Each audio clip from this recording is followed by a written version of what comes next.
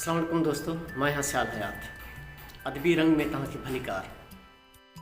अॼु जी वीडियो अदब जे एक बुनियादी शाख शेर व शायरी से ताल्लुक़ रखे थी। ही वीडियो ख़ास तौर ते उन्हनि दोस्तनि जे लाइ, उन्हनि नौजवाननि जे लाइ तैयार कई वई आहे जिन खे शायरी सिखण जो शौक़ु आहे या जन जे ज़हन में आहे त शायरी असां बि कयूं, पर पहिरियों सवाल पोइ इहो पैदा थींदो आहे त शायरी कीअं कबी आहे ऐं उन जे लाइ कहिड़ियुनि ॻाल्हियुनि जी ज़रूरत आहे। बल्कि मां ईअं खणी चवां त हिकु मयारी ऐं सुठी शायरी जे लाइ कहिड़ियुनि शयुनि जी ज़रूरत आहे। त हिन वीडियो में तव्हां सां कुझु ॻाल्हियूं शेयर कंदासीं, छो जो हिकु सुठी अदबी ऐं हिकु मुहज़िब क़िस्म जी शायरी करण जे लाइ तमामु घणियुनि शयुनि जी ज़रूरत आहे। हिकु अधु ॻाल्हि जी ज़रूरत न आहे, तमामु घणियूं शयूं ज़रूरी आहिनि, पर उन्हनि मां कुझु ॻाल्हियूं तव्हां सां हिन वीडियो में शेयर कंदासीं ऐं इनशाला ही अदबी रंग तव्हां ॾिसंदा रहंदव जेके शेर व शायरी सां ताल्लुक़ रखनि था या जेके सिखण जो शौक़ु रखनि था, उन्हनि खे खोड़ सारियूं ॿियूं वीडियो बि मिली वेंदियूं। त मयारी ऐं सुठी शायरी करण जे लाइ जेका पहिरीं शइ ज़रूरी आहे उहा आहे तख़य्युल, ख़याल। जेको बि शायरी करे थो या शायरी करणु चाहे थो, उनखे पहिरीं इहा ॻाल्हि सोचणु घुरिजे त उनजो ख़याल जेतिरो मज़बूत आहे, उनजे ख़याल में जेतिरी वॾी उॾाम आहे, जेतिरी उनमें वुसत आहे, ओतिरी उनजी तख़लीक़ वधीक सघारी हूंदी। इनखे असां ईअं बि चवंदा आहियूं इहा ॾात आहे, यानी तव्हांजी ॾात जेतिरी पावरफुल आहे ऐं उहा ॾात उन शइ जो नालो आहे जेको तव्हांजो ख़याल आहे। इनखे ईअं बि चई सघिजे थो त शायरी इल्हाम आहे, छो जो इल्हाम सोचे सम्झी न ईंदो आहे, पर बिना सोच सम्झ जे तव्हांजे ज़हन में हिकिड़ो ख़याल पैदा थिए उहो इल्हाम आहे, जंहिंजे लाइ तव्हांखे विंदर वहणा न पवनि, तव्हांखे ॻोल्हा करणी न पवे, जुस्तजू करणी न पवे, सोचणो न पवे, पर वेठे वेठे सुते हलंदे तव्हांजे दिलि में हिकिड़ो ख़याल अची वञे ऐं उहो ख़याल पुरमाना हुजे, अहसासनि ऐं जज़्बनि सां भरपूर हुजे ऐं उन में को फ़िकिर हुजे। त अहिड़े तरीक़े सां उहो तख़य्युल तव्हांजो जेतिरो पावरफुल हूंदो, जेतिरो सघारो हूंदो, ओतिरी तव्हांजी शायरी सघारी हूंदी। ॿियनि लफ़्ज़नि में ईअं खणी चयूं त तव्हांजी तख़लीक़ जो दारो मदार तव्हांजे तख़य्युल ते आहे। हाणे उन तख़य्युल खे कीअं सघारो बनाइजे, उनजे लाइ मुख़्तलिफ़ ॻाल्हियूं आहिनि। उनखां पोइ शायरी जे लाइ जेका शइ तमामु अहम आहे उहा आहे मुशाहिदो। बल्कि ईअं खणो तव्हांजे तख़य्युल खे बि मुशाहिदो ई पावरफुल बनाए थो। तव्हांजे मुशाहिदे जी अखि, शयुनि खे गौर करणु, वीचार करण जी अखि जेतिरी तेज़ हूंदी, ओतिरो तव्हांजो तख़लीक़ पावरफुल थींदी। असां हलंदे घुमंदे खोड़ सारा वाक़ियात ॾिसंदा आहियूं, ॿुधंदा आहियूं, अख़बारुनि में पढ़ंदा आहियूं, टेलीविज़न ते ॾिसंदा आहियूं, रोड वेंदे खोड़ हादसा ॾिसंदा आहियूं, पर ॾिसी गुज़री वेंदा आहियूं। ऐं जेकर असां इन इंतज़ार में हूं त को वॾो वाक़ियो थींदो या असां उन ते शायरी लिखंदासीं त उहो मुशाहिदो न आहे। मुशाहिदो इहो आहे जो नंढड़े में नंढड़ी शइ खे बि तव्हां कंहिं ॿी अख सां ॾिसो, आम इन्हनि ॿिनि अखियुनि सां न, हिकिड़ी अंदरि जी अख सां ॾिसो, इहा शइ ईअं छो आहे, छा लाइ आहे, इन जो मक़सदु छा आहे, इन जो फ़ाइदो छा आहे, इन जा नुक़सान छा आहिनि, हर शइ ते गौर वीचार कयो, इहो तव्हांजो मुशाहिदो आहे।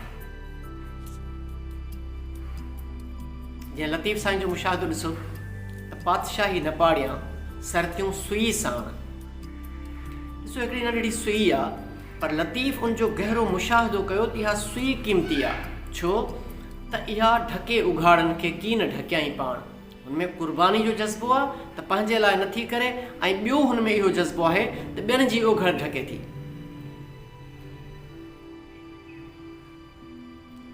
हाणे अहिड़े तरीक़े सां जेकर असां नंढड़नि शयुनि खे बि पंहिंजे मुशाहिदे में आंदो ऐं उन ते गौर वीचार कयोसीं त असांजे मुशाहिदे जी क़ुवत वधंदी, ऐं जीअं जीअं असांजी मुशाहिदे जी सघ वधंदी, तीअं तीअं असांजी ॾात वधंदी, तीअं तीअं असांजो तख़य्युल पावरफुल थींदो।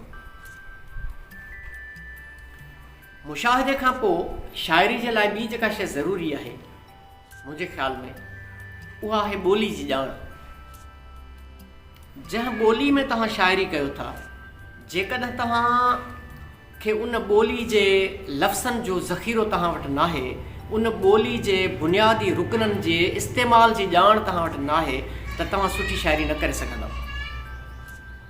ऐं ॿोली जी ॼाण वधंदी तव्हांजे मुताले सां।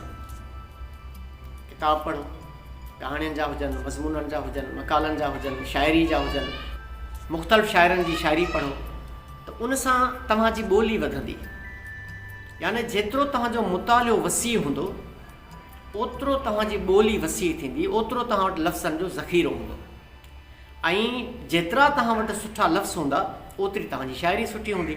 छो जो लफ़्ज़ तव्हांखे सोचणा पोइ न पवंदा, बल्कि जेकॾहिं तव्हांजो मुतालियो वसी हूंदो, तव्हां ॿोली खां वाक़ुफ़ु हूंदो, ॿोली जी ग्रामर खां वाक़ुफ़ु हूंदो, ॿोली जे उसूलनि खां वाक़ुफ़ु हूंदो, ॿोली जे लफ़्ज़नि खां वाक़ुफ़ु हूंदो, लफ़्ज़नि जी हयत खां वाक़ुफ़ु हूंदो, लफ़्ज़नि जे इस्तेमाल खां वाक़ुफ़ु हूंदो, त पोइ तव्हां जॾहिं बि तव्हांजे ज़हन में को ख़्यालु ईंदो त तव्हां वटि लफ़्ज़नि जो हिकिड़ो ख़ज़ानो हूंदो, हिकिड़ो ज़ख़ीरो तव्हांजे साम्हूं हूंदो। उनखां सवाइ ॿोली जी ॼाण इन करे बि ज़रूरी आहे त लफ़्ज़ जॾहिं असां शाइरी में इस्तेमालु कयूं था त कहिड़ा लफ़्ज़ मुअनिस आहिनि, कहिड़ा मुज़क्कर आहिनि, कहिड़ा वाहिद आहिनि, कहिड़ा जमो आहिनि, कहिड़नि लफ़्ज़नि खे कीअं इस्तेमालु कयूं। मिसाल तौरु असां चवंदा आहियूं त असां जी दिलि, लेकिन उर्दू में उहो साॻी दिलि लफ़्ज़ मुज़क्कर थी इस्तेमालु थींदो आहे, हमारा दिलि। त अहिड़े तरीक़े सां हर ॿोली में लफ़्ज़ साॻियो ई हर ॿोली में किथे मुज़क्कर इस्तेमालु थींदो आहे, किथे मुअनिस इस्तेमालु थींदो आहे। त उन्हनि लफ़्ज़नि जो घाड़ेटो, उन्हनि लफ़्ज़नि जो असुलु जॻह, उन्हनि लफ़्ज़नि जी सुञाण, उन्हनि जी ख़ुशबू जी ख़बर हुजे, ऐं उहा तॾहिं पवंदी जॾहिं तव्हांजो मुतालियो वसी हूंदो। उनखां सवाइ शाइरी जे लाइ ॿी जेका शइ ज़रूरी आहे, उनखां सवाइ शाइरी जे लाइ ॿी शइ जेका ज़रूरी आहे उहा बि तव्हांजे मुताले सां तालुक़ु रखे थी। त तव्हां वटि तशबीहुनि, इस्तारनि, चवणनि, पहाकनि, इन्हनि जो हिकिड़ो वॾो ख़ज़ानो हुजे, ऐं उहो बि तॾहिं ईंदो जॾहिं तव्हां वटि छो जो अदबी ॿोली चइबो ई उनखे आहे जंहिंमें तशबीहनि, इस्तारनि, पहाकनि, चवणनि जो भंडार हुजे, ज़ख़ीरो हुजे। त अदबी शाइरी बि उहा ई आहे जंहिंमें इहे सभु शयूं हुजनि। तजनीस जा मुख़्तलिफ़ क़िस्म आहिनि, उहा तव्हां वटि हुजे, ऐं उहा बि तॾहिं ईंदी जॾहिं तव्हां वटि मुतालियो वधीक हूंदो। उनखां पोइ शाइरी जे लाइ जेका इन्हे सभिनी शयुनि सां रिलेटेड आहे ऐं ज़रूरी आहे उहा आहे तव्हांजे काफ़े ऐं रदीफ़ जो इस्तेमालु। मुख़्तलिफ़ काफ़िया आहिनि, उन्हनि जे काफ़ियनि खे इस्तेमालु करण जे लाइ बि तव्हां वटि जॾहिं लफ़्ज़ घणा हूंदा त हम माना, हम वज़न, हम आवाज़ लफ़्ज़नि जा जॾहिं तव्हां वटि ज़ख़ीरा हूंदा तॾहिं ई तव्हां सुठा काफ़िया ऐं सुठा रदीफ़ इस्तेमालु करे सघो था। अदरवाइज़ रुगो हिकिड़ी शाइरी ॿुधी उतां काफ़िया चारि ॿुधा ऐं उन्हनि काफ़ियनि खे इस्तेमालु कंदा वेंदव, पोइ उन शाइरी में तव्हांजी में जान न हूंदी, उहा कंहिंजे दिलि में लहंदी कोन। रुगो काफ़ियनि जो जड़ाव हूंदो त उन खां बहितर आहे त उहे तव्हांजा काफ़िया तमामु घणा हुजनि, रुगो ॿिनि टिनि लफ़्ज़नि जी वर्जाव न हुजे। ऐं इन्हनि सभिनी शयुनि खां पोइ जंहिं शइ जी शाइरी खे इंतिहाई ज़रूरत आहे उहो आहे बहर वज़न। मुख़्तलिफ़ शाइरनि जा मुख़्तलिफ़ ख़्याल आहिनि। के चवंदा आहिनि त बहर वज़न ज़रूरी न आहे, या ख़्याल खे जेकॾहिं बहर वज़न टोड़े थो त उन बहर वज़न खे छॾणु घुरिजे। के चवंदा आहिनि त न, बहर वज़न खां सवाइ शाइरी आहे ई कुझु कोन। पर मां चवंदो आहियां त ख़्याल अॻु में आहे, बहर वज़न उनखां पोइ आहे। छो जो ख़्याल तव्हांजी असुलु आहे, उहो जिस्म आहे, बहर वज़न उनजो लिबास आहे।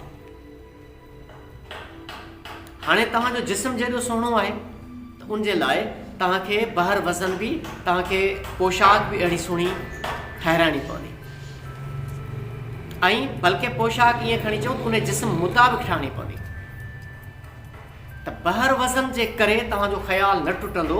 जेकॾहिं तव्हां वटि ख़्याल सघारो आहे त पोइ तव्हांखे बहर वज़न उन ख़्याल मुताबिक़ खणणो पवंदो, ऐं उहो तॾहिं थींदो जॾहिं तव्हांखे मुकमिल बहर वज़न जी ॼाण हुजे त बहर केतिरा आहिनि ऐं कहिड़ा आहिनि, ऐं उन्हनि जा वज़न केतिरा आहिनि, उहे वज़न टुटंदा कीअं आहिनि, ऐं उहे वज़न जुड़ंदा कीअं आहिनि, मुख़्तलिफ़ बहर गॾिजी कीअं कमु कंदा आहिनि।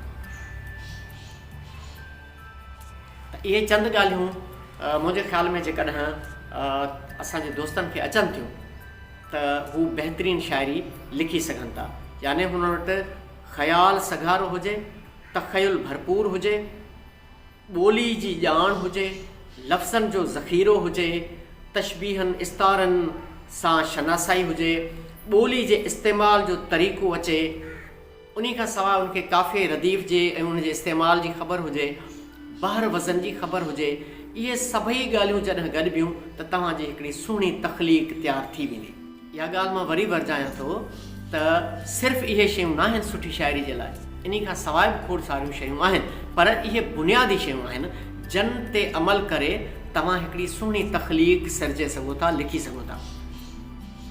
मां उमेद थो कयां त असांजी हीअ वीडियो शाइरी जे नवनि सिखण वारनि खे ज़रूरु फ़ाइदो ॾींदी ऐं जेके असांजा शाइर हज़रात अॻिमें शाइरी कनि पिया उन्हनि जे लाइ गुज़ारिश हूंदी त उन्हनि जूं सलाहूं असांखे मज़ीद हिन वीडियो खे सुहिणे बनाइण में मददगार साबित थींदियूं। तव्हांजे रायनि जो इंतज़ारु रहंदो। ॾिसंदा रहो अदबी रंग।